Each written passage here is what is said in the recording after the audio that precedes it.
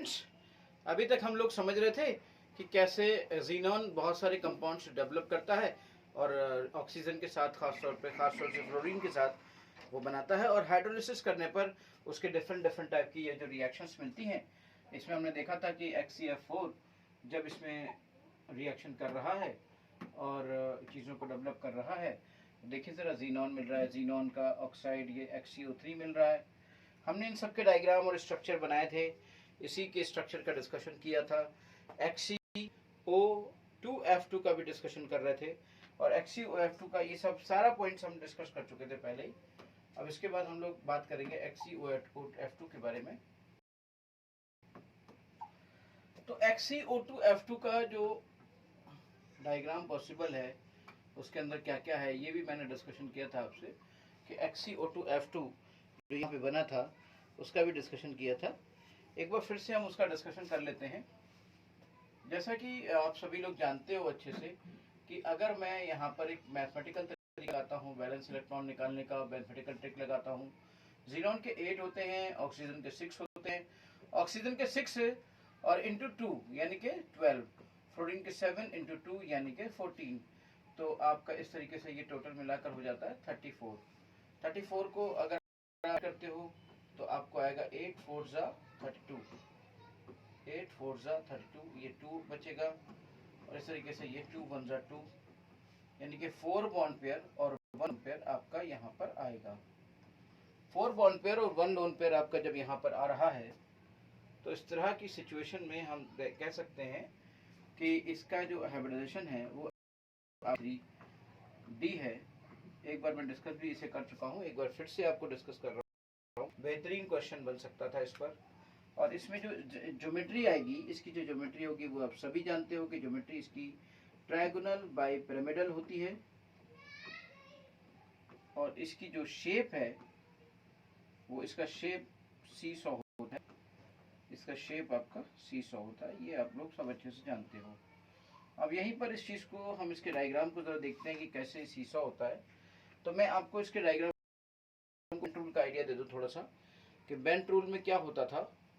Bent rule में basically ये होता था कि जो भी लोन पेयर होते थे वो इक्वेटोरियल पोजीशन कवर करते थे, जो मोर इलेक्ट्रोनेगेटिव एलिमेंट है वो एक्सियल पोजीशन कवर करता था। अब जरा मुझे बताइए, एक्स ये है, एक्स ही तो आपका सेंट्रल एटम आ जाएगा, बेस आपका ट्रायंगल का हो जाएगा,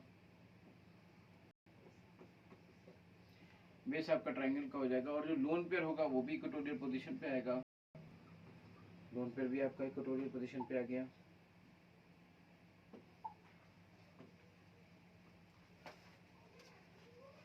लाइट थोड़ी सी डिस्टर्ब कर रही है, चलिए लाइट को ठीक कर लेता हूँ 1 मिनट में।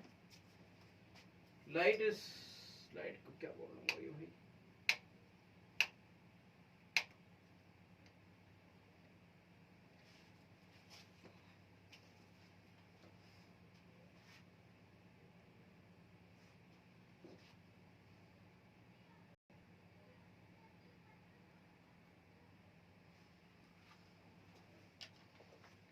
तो यहाँ पर मैंने इस चीज़ को देखा कि कैसे आपका ये देखिए। अब इसमें HCO2F2, O2F2 का मतलब क्या हुआ, O2F2 में चीज़ें जैसे F2 रहना चाहेगा, F एक्सियल पोजीशन पे रहना चाहेगा, और F आपका जब एक्सियल पोजीशन पे रहना चाहेगा, और इसके बाद जो HCO2, O2 मीन्स आपका यहाँ पे डबल बॉन्ड के साथ वो रहेगा, और डबल बॉन्ड के साथ ज़रा देखिए, डबल बॉन्ड के साथ वो रहेगा, ये वो ऐसे रहेगा डबल बॉन्ड के साथ, इस जगह पर रहेगा डबल बॉन्ड के साथ, इस तरह से ये रहेगा। तो ये स्ट्रक्चर है आपका सीसॉ स्ट्रक्चर, सीसॉ स्ट्रक्चर इसने बनाया, ये आपका सीसॉ स्ट्रक्चर बनेगा। इसी तरह के बहुत सारे कंपाउंड जो इसके पॉसिबल है, एक्चुअली सभी कंपाउंड का डिस्कशन मैं कर दे रहा हूँ क्योंकि यहाँ जो क्वेश्चन बनने की पॉसिबिलिटी है ना वो कंपाउंड से स्टडी पॉसिबिलिटी है।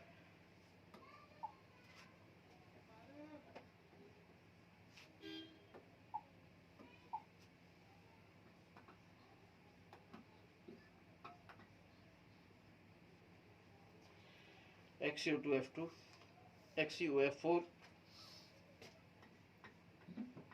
HCOF4 भी देखिए कंपाउंड बनता है यहाँ पर, उसका भी डिस्कशन कर लेते हैं। HCF4 में क्या क्या पॉसिबिलिटी हो सकती है और HCOF4 के बारे में भी डिस्कशन कर लेते हैं। फिर से यहाँ पर वैलेंस इलेक्ट्रॉन निकालते हैं। ये इसके 8 हो गए, इसके 6 हो गए और ये 7 4 28 हो गया। तो ये आपका किस तरह से टोटल कितना हो गया, ये शायद 42 हो गया। 16 8 42 हो गया। और 42 को आपने डिवाइड किया 8 5 जा 8 5 जा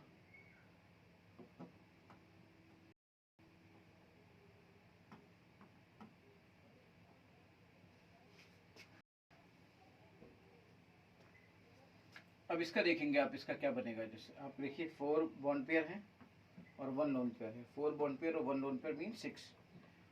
मतलब क्या हुआ, 6 का मतलब हुआ sp3d। 6 में sp3d है और इसमें अगर ज्योमेट्री इसकी ऑक्टाहेड्रल होती है और इसका शेप जो होता है, इसका शेप स्क्वायर पिरामिडल होगा। शेप इसका स्क्वायर पिरामिडल होना चाहिए। स्क्वायर पिरामिडल होगा इसका शेप। भाई ये आपका 4 है और ये 4 में एक्सी और एफ की बात आ जाती है। तो आपका एफ इस तरीके से आ जाता है, ये एफ आ जाता है, ये एफ आ जाता है और ये एफ आ जाता है। OF4 एक्सी OF4 एक लोन पेयर है तो लोन पेयर को ऐसे दिखा दिया। और OF4 F4 में अगर इस तरीके से XCOO को ऐसे दिखा दिया तो ये आपका बन गया स्क्वायर पिरामिडल। देखिए एक पिरामिड ये बन गया, बाकी लोन पेयर हो गया। तो एक पिरामिड ये जो बन गया बाकी लोन पेयर हो गया। इस तरह से चीज़ों को हम देख सकते हैं और कह सकते हैं कि भाई ये एक पॉइंट ऐसे मिलाते चले जाइए, ऐसे ऐसे मिलाते चले जाइए तो ये पिरामिड बन गया नीचे की तरफ। तो स्क्वायर बेस पर एक पिरामिड को स्क्वायर पिरामिडल कहते हैं। ये बेसिकली इस तरह से चीज़ों में आता है। XCOF4 के बाद यहाँ पे जो हमें देखने को कंपाउंड मिलता है वो होता है XCO4। XCO4 भी बन सकता है। चलिए देखते हैं XCO4 का कंपाउंड की चीज़ें क्या हैं और इनमें क्या क्या पॉसिबिलिटीज बनती हैं। जितनी भी आपके पॉसिबल कंपाउंड है जीनोन के, उन सब सबको डिस्कस करूंगा क्योंकि क्वेश्चन ज़्यादातर इनके इसी स्ट्रक्चर में आता है VSEPR के कॉन्सेप्ट का यूज़ करते हुए। Let discuss one more thing. यहाँ पर जो चीज़ें हैं जैसे देखिए, एक तो बहुत ही सिंपल सा तरीका आपको बताऊं कि जीनोन है, जीनोन के पास 8 इलेक्ट्रॉन्स है और एक तरीका ये होता है और ऑक्सीजन डबल बॉन्ड बनाता है। डबल बॉन्ड यहाँ बना लेगा, डबल बॉन्ड यहाँ बना लेगा, डबल बॉन्ड यहाँ बना लेगा, डबल बॉन्ड यहाँ बना लेगा, डबल बॉन्ड यहाँ बना लेगा। इस तरीके से sigma sigma sigma sigma 4 sigma हो गए। पाई को काउंट नहीं किया जाता हाइब्रिडाइजेशन में, तो जब पाई को काउंट नहीं किया जाता भाई तो उसका कोई मीनिंग नहीं है। चलिए एक तरीका ये, दूसरा तरीका वैलेंस इलेक्ट्रॉन्स इसके 8 हो गए, इसके 6 तो 4 यानी 32 हो गए। 32 यानी 8 4 32 हो गया। इसका मतलब कोई लोन पेयर यहाँ पर प्रेजेंट नहीं है, सबके सब बॉन्ड पेयर है और sp3 बन रहा है। देखिए sp3 तो निकल के आ रहा है 4 सिग्मा, तो sp3 निकल के आ रहा है, इसका मतलब पिरामिडल है ये, सॉरी टेट्राहेड्रल है। टेट्राहेड्रल ज्योमेट्री इसकी है। तो ये टेट्राहेड्रल ज्योमेट्री तो सब बनाना जानते हो भाई। ये आपकी टेट्राहेड्रल ज्योमेट्री इस तरीके से इससे क्रिएट हो गई है ना। In this way this tetrahedral convert like this is your tetrahedral point.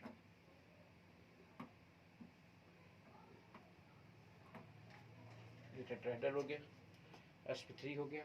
Bond angle सब चीजें आप लोग जानते ही हैं, बॉन्ड एंगल और बाकी चीजों को आप जानते ही हैं अच्छे से। एक और यहाँ पे कंपाउंड जो पॉसिबल है XCO3F2। XCO3F2 का भी डिस्कशन कर लेते हैं कि उसमें क्या क्या हो सकता है और कैसे कैसे हो सकता है। XCO3F2 इसमें भी डिस्कशन कर लेते हैं। इसमें जो डिस्कशन करेंगे तो क्या क्या पॉसिबल होगा। देखिए इसके कंपाउंड्स को, ये आपका वैलेंस इलेक्ट्रॉन्स का कॉन्सेप्ट निकालिए। वैलेंस इलेक्ट्रॉन का कॉन्सेप्ट से पहले कर लेते हैं, फिर हम उससे भी कर लेंगे। वैलेंस इलेक्ट्रॉन में इसमें 8 हैं, इसमें 18 हो गए, इसमें आपका 14 हो गए। ज़रा टोटल मिला के बताइए कितने हुए। ये आपका हो गया 32, नहीं ये आपका कितना हुआ, 32 हो गया, ये 8 हो गया, ये 40 हो गया। तो 40 को अगर आपने डिवाइड किया 8 से तो ये आ गया 8 5 जा। इसका मतलब ये हुआ कि ये आपका पूरा के पूरा SP3D है ना। तो यहाँ पे तो कोई भी नहीं दिखाई दे रहा है कि कोई लोन पेयर है ही नहीं। तो अगर कोई लोन पेयर नहीं है और विदाउट लोन पेयर, फिर इसकी जो शेप होगी वो ट्रायगोनल बाइपिरामिडल ही होगी। अब देखिएगा, ध्यान से देखने की बात यह है कि जब इसकी शेप हम बनाएंगे तो कहाँ पर एफ को रखेंगे, कहाँ पे ओ को रखेंगे। तो यहाँ पे बेंट रूल काम आएगा। बेंट रूल कहता है कि जो मोर इलेक्ट्रोनेगेटिव एलिमेंट होता है वो एक्सियल पोजीशन को फेवर करता है, और जो लेस इलेक्ट्रोनेगेटिव एलिमेंट होता है वो आपका इक्वेटोरियल पोजीशन को फेवर करता है। अब जरा देखिएगा ध्यान से, अगर वैसे हम बनाना चाहते तो कैसे बनाते। देखिए एक और तरीका आपको बता रहे हैं इसी का। अब F2 बना लीजिए और बाकी के डबल बॉन्ड ऑक्सीजन तो डबल बॉन्ड के साथ आता ही है, डबल बॉन्ड नहीं रहता। आपको लोन पर तो कहीं दिखा नहीं। खैर, इसको हम ओरिजिनल स्ट्रक्चर में लेके आते हैं कि कैसे इसका ओरिजिनल स्ट्रक्चर बनता। तो देखिए ये इसका एक ट्रायंगुलर बेस होता है, एक्सी यहाँ इसके सेंटर पे होता है। अब यहाँ से समझिए जरा इस बात को कि जो एक्सियल पोजीशन है, जो यहाँ पर इक्वेटोरियल पोजीशन है, वो इक्वेटोरियल पोजीशन किसकी होती, ऑक्सीजन की, क्योंकि ऑक्सीजन आपका कम इलेक्ट्रोनेगेटिव है और जो एफ है फ्लोरीन है वो ज्यादा इलेक्ट्रोनेगेटिव है। तो जो ज्यादा इलेक्ट्रोनेगेटिव है according to bent rule that occupy axial position, वो एक्सियल पोजीशन पे जाएगा। और एक्सियल पोजीशन पे अगर वो जाएगा तो इसका मतलब एफ को यहाँ जाना पड़ेगा और एफ आपका यहाँ चला गया। इस तरीके से ये आपका पूरा पिरामिड बन गया ट्रायगोनल बाइपिरामिडल। एक पिरामिड ऊपर बनेगा और एक पिरामिड नीचे बनेगा। इसकी एक्चुअल ज्योमेट्री भी यही निकल के आई। और इस तरीके से एक पिरामिड ऐसे ऐसे एक ऊपर बना लिया और एक पिरामिड ऐसे नीचे बना लिया। तो दो पिरामिड बन गए, एक ऊपर बन गया एक नीचे बन गया। तो ये बन गया आपका ट्रायगोनल बाइपिरामिडल।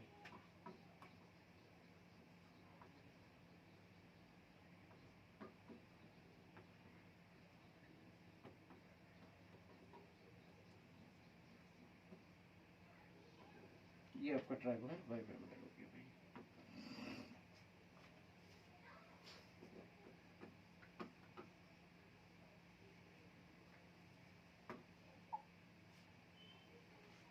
एक और कंपाउंड को देख लेते हैं इसके अंदर जो बनता है।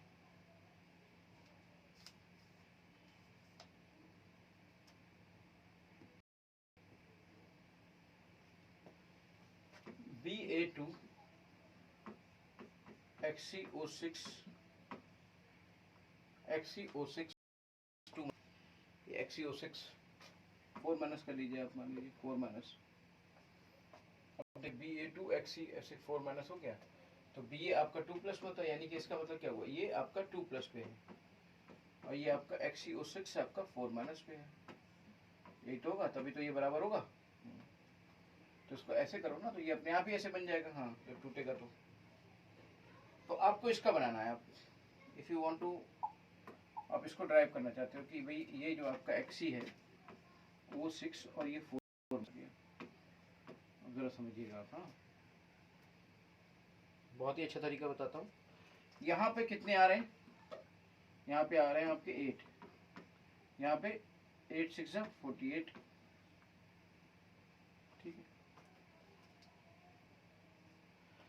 और बाहर से 4 और आ रहे हैं, तो ये कितना हो गया, ये हो गया आपका 60। अच्छा, जो 8 से डिवाइड करने वाला कॉन्सेप्ट है ना, ये केवल 56 तक का है। अगर 56 के ऊपर हो तो 18 से डिवाइड करना होता है बेटा। 56 के ऊपर हो तो 18 से डिवाइड करना होता है। तो ये आपका आ गया 18 × 54, ये आ गया 6 आ गया तो 2 2। इसका मतलब ये हुआ इसमें 3 बॉन्ड पेयर हैं और 3 लोन पेयर हैं, 3 बॉन्ड पेयर हैं 3 लोन पेयर हैं, और ज्योमेट्री इसकी ऑक्टाहेड्रल है।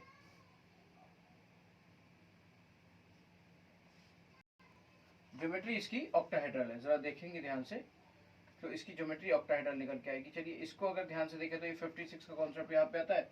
तो इसकी एक ऐसी वो वाली वो बना लेते हैं, एक काम कर लेते हैं ना, 2 2 4 2 6 और 2 8 होते हैं, और 4 और आ गए बाहर से मान लो, यानी कि मान लो 2 2 ऐसे बना दिए और 2 2 ऐसे बना दिए।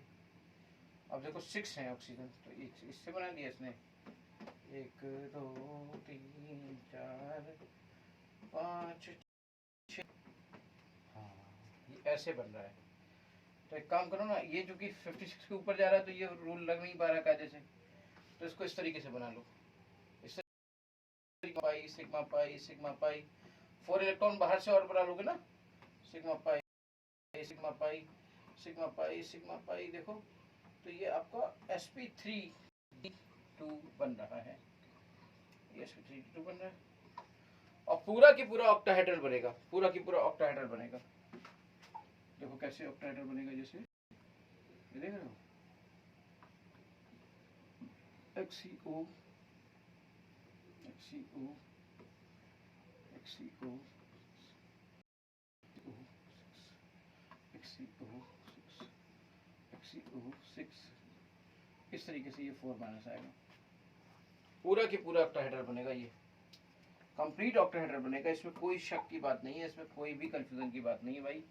एक पिरामिड देखो ऐसे ऐसे, एक ये ऐसे बना, तो हर बेस के पॉइंट को, कॉर्नर के पॉइंट को मिला दिया करो, so it completely become XCO6 4 minus complete octahedral.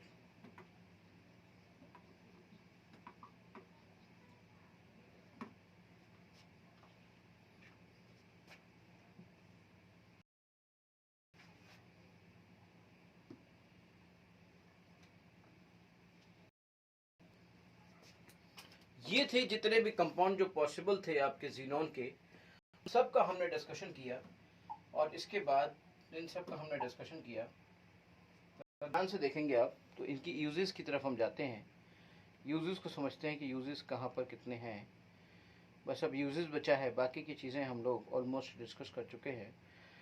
XCO3 is colorless explosive and has a pyramidal molecular structure, ये सब हम लोग डिस्कस कर चुके हैं पहले ही कि किसका कौन सा स्ट्रक्चर होता है और क्या करता है। XCO3 is a colorless explosive solid, ज़्यादातर आप जानते हैं ऑक्साइड सॉलिड ही होते हैं, और ये जो होता है ये बहुत ही खतरनाक एक विस्फोटक होता है, एक्सप्लोसिव होता है, एक्सप्लोसिव होता है। मॉलिक्यूलर स्ट्रक्चर इसके बारे में तो हम पहले भी डिस्कस कर चुके हैं, वही पिरामिडल होता है, ठीक है। इस तरीके से ये आपका आया पूरा की पूरा। XCOF4 is a colourless volatile liquid, तो ये सब बातें अपने दिमाग में रखेगा, ये XCOF4 जो है कलरलेस वोलेटाइल लिक्विड है। और स्क्वायर पिरामिडल स्ट्रक्चर, ये स्ट्रक्चर तो आपको दिमाग में रखने की जरूरत नहीं है, क्योंकि इसको तो आप खुद ही कैलकुलेट कर लोगे, खुद ही आप हाइब्रिडाइजेशन निकाल लोगे, लोन पेयर बॉन्ड पेयर अगर आपको आता है, क्योंकि आप याद ही नहीं कर सकते, आप भूल जाओगे, तो ऐसे कोई मतलब नहीं है किसी चीज़ को याद करने का, कोई चीज़ भी समझकर याद करनी है, किसी भी चीज़ को ऐसे नहीं याद करना है।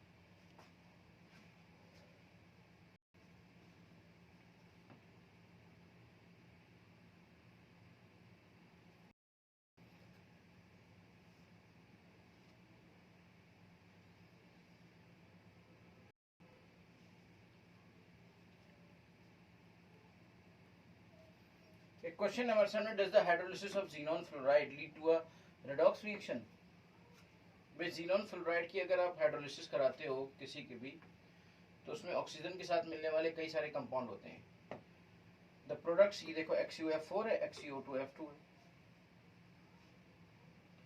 अगर कहीं पर भी ऑक्सीडेशन स्टेट चेंज हो रही है तो समझ लेना रेडॉक्स है, और अगर कहीं भी किसी भी एलिमेंट की ऑक्सीडेशन स्टेट चेंज नहीं हो रही है तो कहेगा रेडॉक्स, है ना। अगर आप ध्यान से देखोगे इस चीज को,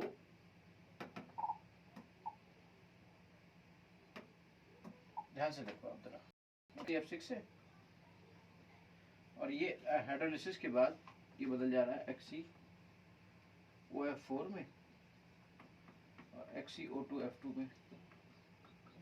अब देखो यहाँ पे फ्लोरीन कितने पर था, यहाँ फ्लोरीन था -1 पर, फ्लोरीन हमेशा -1 पे होता है, ये कितने पर आ गया था, ये +6 पे आ गया था। अगर यहाँ पर भी ऐसा ही देखो, फ्लोरीन तो हमेशा -1 पर होगा और ऑक्सीजन -2 पर होगा, तो ये -2 और ये -4, ये उधर जाकर ये हो जाएगा +6, तो यहाँ पर ये फिर +6 पे आ गया। फिर आप आ जाओ XCO2F2, XCO2F2 में भी अगर आप इसका x मानोगे, इसको 2 × -2 और ये 2 × -1, तो ये टोटल मिलाकर XC -6 which is equal to 0, तो x इज इक्वल टू +6 आ जाएगा। तो इस तरीके से ये आपका x इक्वल टू +6 आ जाएगा। अब जरा समझिए आप, helium is non inflammable light gas. अब यूजेस पे आ जाइए आप। अभी तक हम लोगों ने बाकी सब चीज़ों का डिस्कशन किया। आज की डेट में इनके यूजेस बहुत ज़्यादा है, बहुत ज़्यादा है। आज की डेट की तो कोई लिमिट ही नहीं, मतलब यूजेस की बात करें तो अनलिमिटेड यूजेस हैं, अनलिमिटेड यूजेस हैं भाई। हीलियम एक नॉन इनफ्लेमेबल लाइट गैस होती है, इसीलिए ये बलून्स के अंदर भी भरी जाती है मेट्रोलॉजिकल ऑब्जर्वेशंस के लिए। It also use in gas cooled nuclear reactors, nuclear reactor के अंदर भी इस्तेमाल की जाती है। लिक्विड हीलियम जैसे कि आप जानते हैं, उसका बॉइलिंग पॉइंट बहुत ही कम होता है, 4.2 केल्विन होता है। तो fine use as a cryogenic agent for carrying out various experiment at low temperature. Cryogenic agent, cryogenic agent मतलब क्रायोस्कोपिक होता है ना वो, तो क्रायोजेनिक एजेंट का मतलब होता है वही आपका बिल्कुल लास्ट के टेम्परेचर पर चीज़ों को कैरी आउट कराने वाले वेरियस एक्सपेरिमेंट्स जो कि लो टेम्परेचर पे होते हैं, उन सब में ये एक अच्छा रोल अदा करती है। एक और बहुत अच्छी बात है, it is produce and sustain powerful super conducting magnets which form an essential part of the modern NMNR spectrography. आप देख रहे हैं ये जो NMNR जो होता है स्पेक्ट्रोमीटर, और मैग्नेटिक रेजोनेंस इमेजिंग MRI कराते हो आप लोग, बहुत जरूरत पड़ती है MRI कराने में। तो ये बहुत ज़्यादा एक्टिव होती है, अल्फा पार्टिकल की तरह होता है ना, तो अल्फा पार्टिकल होने की वजह से ये एक ज़बरदस्त काम करती है। बहुत ज़्यादा यूज़ है इस समय हीलियम का मेट्रोलॉजिकल। अगर आप देखें तो इन सब जितने भी इनर्ट गैसेस हैं उनमें सबसे ज़्यादा हीलियम का यूज़ है इस टाइम पर, क्योंकि आगे यूजेस और बड़े भी हो सकते हैं। अब देखिए, it is use as a diluent for oxygen in modern diving apparatus because of its low solubility in blood. अब देखिए ये भी हो गया कि लो सॉल्युबिलिटी ब्लड में होती है, इसलिए इसका भी इस्तेमाल करते हैं इसको।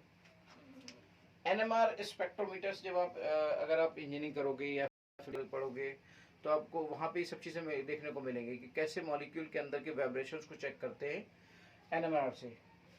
MRI तो ये भी यहाँ पे रेजोनेंस के कॉन्सेप्ट पे, मैग्नेटिक रेजोनेंस के कॉन्सेप्ट पे बेस्ड है ये। तो सबसे ज़्यादा यूज़ देखिए ऊपर से नीचे तक जो पूरा की पूरा भरा हुआ है वो हीलियम के यूज़ से फिल्ड है। बाकी सब छोटी सी जगह पे, 2 लाइन में है, आर्गन छोटी सी 1 लाइन में है, तो सबसे ज़्यादा यूज़ हमारा हीलियम का है। Neon is use in discharge tubes, neon discharge tube में यूज़ की जाती है। फ्लोरोसेंट चमकते हुए बल्ब जो आप देखते हो ना, कलरफुल। अच्छा, नियॉन आप देखिए, आप जैसे आज जो आजकल डिस्प्ले नहीं है तो कहा जाता है नियॉन डिस्प्ले है हमारा, ये नियॉन डिस्प्ले है। डिस्प्ले जो होते हैं वो नियॉन डिस्प्लेस होते हैं ना। अच्छा, नियॉन बल्ब्स यूज़ किए जाते हैं, नियॉन का भी यूज़ अच्छा है आजकल की लाइफ में। In botanical gardens and greenhouses colourful bulbs use किए जाते हैं ना, उनके लिए। ख़ास तौर पे हमारा सबसे ज़्यादा यूज़ हीलियम का है हमारी ज़िंदगी में। उसके बाद नियॉन। आर्गन देखें अगर, तो ये तो एक मेटलर्जी प्रोसेस के लिए यूज़ होती है, जैसे वेल्डिंग हो मेटल्स की या एलॉयज की, और फॉर फिलिंग इलेक्ट्रिक बल्ब। बाकी कोई खास इसका यूज़ नहीं है। आर्गन अगर इनर्ट एटमॉस्फेयर प्रोवाइड करने के काम आती है ना। Is also use in the laboratory for handling substances that are air substances and there is no significant use of xenon and krypton.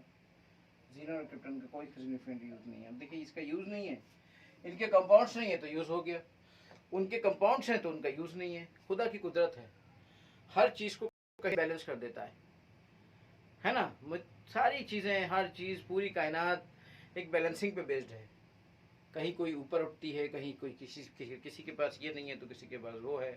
Helium neon argon के पास कोई भी कंपाउंड नहीं है।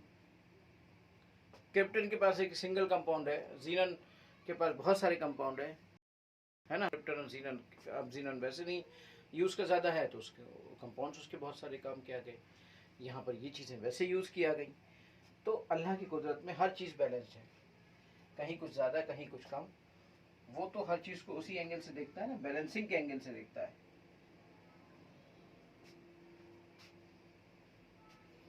तो ये सब ज़्यादातर यूजेस भी हमने डिस्कस कर लिए।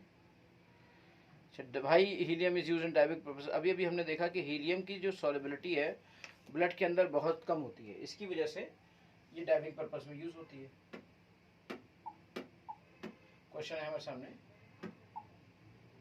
तो बैलेंस दिस इक्वेशन, तो बैलेंस तो कर ही लोगे। Why has been difficult to study the chemistry of radon.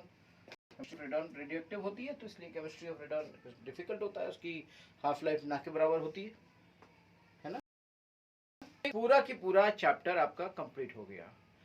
मुझे लगता अब ये पी ब्लॉक आपका कंप्लीट के सबसे पहले 15 ग्रुप नाइट्रोजन फैमिली की स्टडी करी, उसमें हर चीज वेरिएशन को समझा।